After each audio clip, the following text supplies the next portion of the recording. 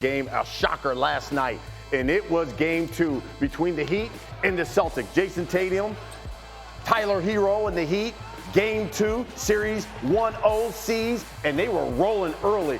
Jason Tatum, Jaylen Brown, back to Tatum, there's the dunk. Tatum had 28 in this game, Legs. Both of their stars had big offensive nights, and Jaylen Brown in particular here at the end of the half goes on a personal 11-0 run to close the deal for Boston. No Jimmy Butler, so the Heat, they needed a hero. They got one in Tyler because, boy, he led them on a 10-0 run, throwing dimes. This one to Bam Adebayo. Yeah, his ball handling, vision, scoring, everything. He played like a traditional point guard and gave them 6 made threes as some additional scoring punch as well. And when he wasn't knocking down threes, he was setting the table like this one. The Jaime Jaquez, he knocked down 3. Their entire roster was knocking down threes. Whoever had one toed up seemed like they caught it.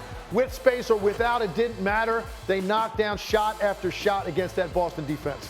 You get a 3. Caleb Martin gets a 3. Tyler Hero driving. He's scoring. What a game Tyler Hero had. He had 24, 14 assists. The Heat take game 2, 111-101. After making just 12 threes in game 1, the Heat knocked down 23 in game 2, tied for the 4th most in a playoff game in NBA history. 62% of their points came from beyond the arc, highest percentage for any team in a playoff game in NBA history. So, Legs, your biggest takeaway when you look back at game 2? Well, you just saw the graphic. Listen, since the three-point line went in, there's been over 3,300 playoff games. You've only seen 3 instances where teams made more threes than the Heat did last night. Okay, so this was an outrageous shooting performance. There's no question about it. I give the Heat a lot of credit because, number one, you have to have the belief going into this game against a team that won 64 games, blew you out in game 1. You don't have Jimmy Butler. So where are you mentally? Eric Spoelstra got them in the right place, and then they executed to perfection offensively.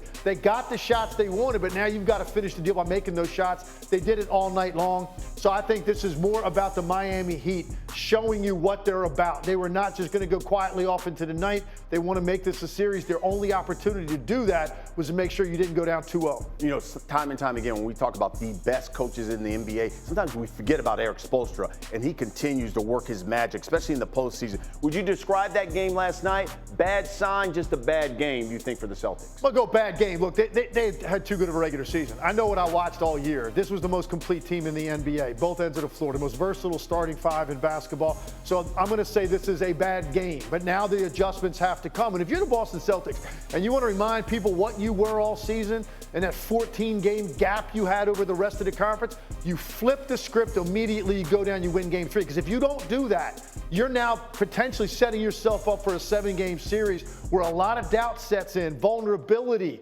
sets in. Boston Celtics, I think, need to go down there and send a message in game 3. This is who we've been all year. We're going to respond to what happened in Boston. We're going to put the clamps on you defensively. I want you to take a look at something because, you know, Jimmy Butler, he's been sidelined with a knee injury. But you know what? He's still trolling Boston. Take a look at what Jimmy Butler put up last night. Put his face on Jaylen Brown. How about this? Don't let us get one. Now, people may remember that's what Jaylen Brown said last season in the playoffs. And then, of course, they rolled off 3. But they ended up losing the series. Almost pulled it off. They almost. But they didn't quite get there. I think this is hilarious. A lot of times I'll say, you know, when a guy's not playing, are you writing checks that your teammates have to cash because you can't go out there and help? I don't have a problem with this with Jimmy Butler. This is more about what he's trying to do to fire his own team up. I think it's kind of funny. Jimmy with the